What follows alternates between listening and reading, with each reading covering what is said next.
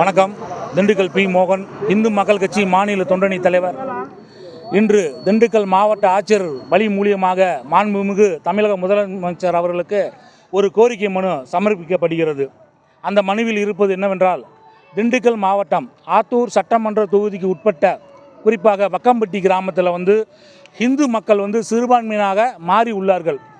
அவர்களுடைய வழிபாட்டு முறைகளும் சரி, இறுதி ஊர்வலமும் சரி, அந்த பகுதியில் உள்ள மதம் மாறி சென்ற கிறிஸ்தவர்கள் தொடர்ந்து இந்து மக்களுக்கு பல்வேறு இடையூறுகளையும் பிரச்சனைகளையும் ஏற்படுத்தி வருகிறார்கள்.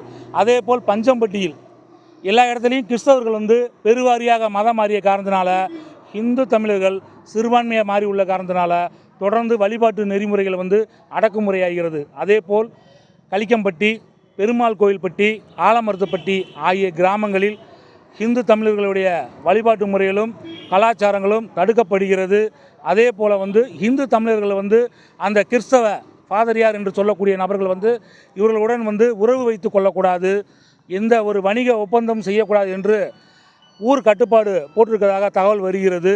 அதேபோல் திருப்பரங்குன்றம் அந்த மலை மீது கார்த்திகை தீபம் ஏற்ற வலியுறுத்தி உயர்நீதிமன்றம் உத்தரவு தெரிவித்தும் அதை தமிழக அரசு அமுல்படுத்தாது. இந்த இடத்துல நாங்கள் வன்மையாக கண்டிக்கின்றோம். தொடர்ந்து இதே போல் இந்து விரோத செயல்களை ஆளக்கூடிய தமிழக அரசாங்கமும் மரியாதைக்குரிய மாண்புமிகு முதலமைச்சர் ஐயா மு.க. ஸ்டாலின் அவர்கள் தொடர்ந்து இந்து மக்களுக்கு பாரபட்சமாக செயல்பட்டு வராரு. இதை இந்த இடத்துல நாங்கள் வன்மையாக கண்டிக்கின்றோம்.